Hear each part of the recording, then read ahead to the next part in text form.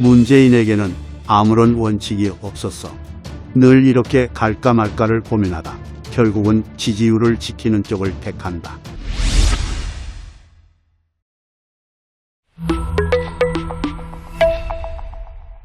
분석. 다시는 일본에게 지지 않겠습니다. 정권의 지지율을 올리는 가장 좋은 방법은 사이가 나쁜 이웃나라와 싸우는 것. 마침 우리에겐 35년간 우리나라를 침탈했던 나쁜 놈이 옆에 있다. 문재인 정권은 우리나라 사법부의 강제징용 판결을 빌미로 일본과의 관계를 바탕으로 몰고 갔고, 이 과정에서 민정수석이던 조국이 SNS에 죽창가를 올리며 싸움을 부추긴 건 유명한 일화다. 여기서 상권 분립 모르냐? 는 무식한 말은 하지 말자. 대통령은 행정부 수반이지만 국가의 최고 책임자로 다른 나라에 대해 우리나라를 대표한다. 그러니 사법부 판결이 강제징용을 배상하라는 것으로 나온다 해도 외교력을 동원해 얼마든지 협상이 가능했다는 얘기다. 하지만 문재인은 싸움을 선택했다. 그 뒤 한일 관계는 최악으로 치달았는데 문재인이 하는 짓은 뭐든지 응원하는 대깨문들은 노 재팬을 외치며 유니클로 매장에 시찰을 나갔고, 나처럼 문재인을 반대하는 이는 졸지에 토착외구가 됐다. 문재인은 다시는 일본에게 지지 않겠다며 결사항전에 들어갔다. 그런데 우리가 일본에게 이기려면 다음 두 가지 조건 중 하나는 충족시켜야 한다.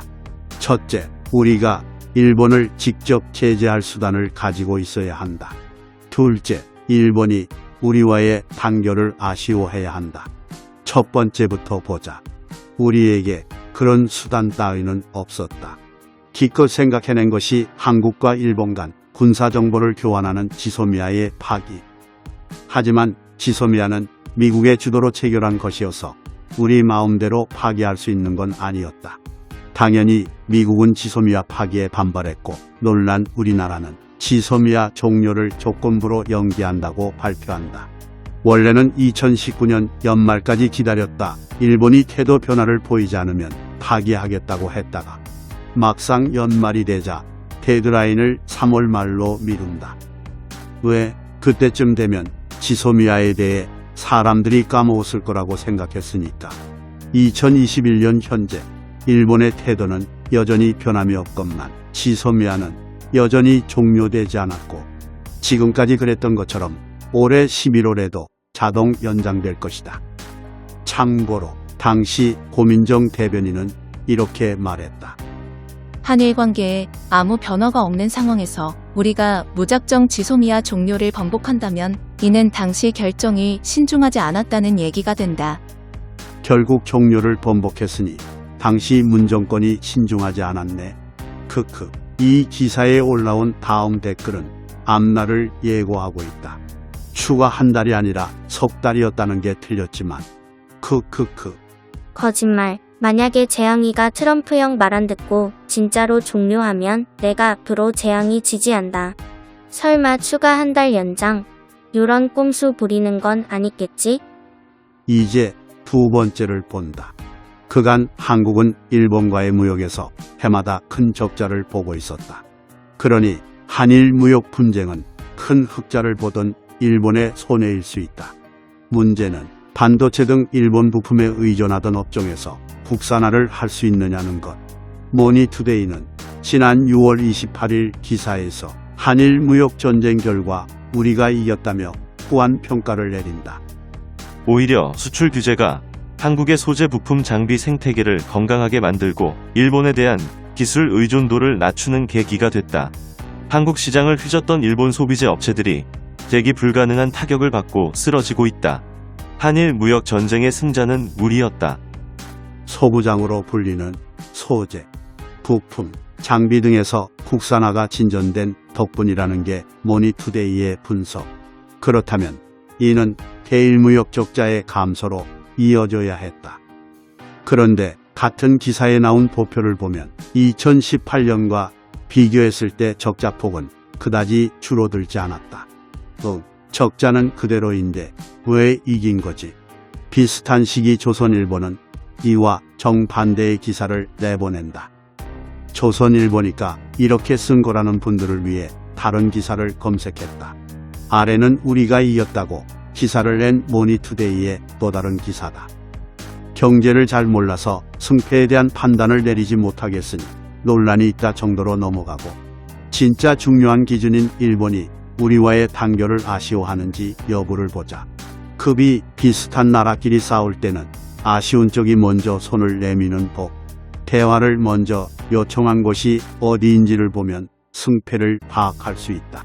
근데 지난 몇 달을 보면 대화를 구걸하는 모습을 보이는 건 죄다 우리다. 먼저 강창일 주일 대사의 말이다. 강창일 주일 한국 대사는 문재인 대통령은 스가 요시히데 일본 총리와 흉금을 터놓고 대화하고 싶다는 입장이라며 일본 측이 전제 조건을 붙이지 말고 우선 대화에 응하는 것이 중요하다고 밝혔다. 아니, 일본의 태도가 변한 게 없는데 우리가 먼저 대화를 구걸해요? 문통의 뜻이라는 저 말도 당연히 거짓이겠지요. 자신의 입지를 위해 문재인을 팔아먹는 친일파 대사는 당장 잘라야 합니다. 지세 분회담에서 문재인과 스가의 만남이 불발된 건 정권의 가오라는 측면에서 다행스러운 일이다. 그런데 충격적인 사실은 다음이다. 문재인이 먼저 말을 걸었지만 스가가 피했다는 것. 심지어 스가는 가장 경계한 게 문재인 대통령이었다고 말했단다. 이런 굴욕을 당하다니, 그러면 강창일 대사 말이 맞는 건가? 그럼 강 대사 대신 문재인을 잘라야겠네. 최악은 얼마 전 있었던 일본 공사의 마스터베이션 발언이다. 내용만 본다면 저 말에 반박하는 게 쉽진 않다. K방역을 비롯해 문재인은 뭐든지 자기에게 유리하게 해석해 자화자찬하는 습성이 있으니 말이다. 그런데 그건 어디까지나 우리나라 국민이 언급할 얘기지. 일본 공사 따위가 우리나라 대통령을 모욕하냐. 이런 말을 듣고도 올림픽 때 일본에 가서 정상회담을 하게 해달라며 매달리는 대통령이 있다면 그놈은 간도 쓸개도 없는 대통령이라 할 만하다. 하지만 지난 18일 청와대가 한 얘기를 듣고 난 아연실색했다. 청와대에 따르면 문 대통령의 방일과 관련 마지막까지 열린 자세로 일본의 변화를 기다린다는 입장에는 변함이 없다. 이 사람은 왜 일본을 못가 안달일까? 일본 대사관으로부터 험한 조롱을 받고도 왜 한일 정상회담에 매달리지? 여태 반일 감정을 부추긴다고 국민들을 선동해놓고 지금은 국민들이 반대하는 방일에 매달리는 이유가 뭐냐? 국민에게 설명 좀 해봐라. 정말 몰라서 그러는데 도대체 가려는 이유가 뭐죠? 아시는 분? 참 지저분한 문재인이다. 만나기 싫다는데 굽신굽신 애걸애걸한다. 대한민국 국민이란 게 치욕이다. 애당초 죽창가 부르며 국민을 선동하지 말지. 국민이 내 놀이개냐? 장난감이냐?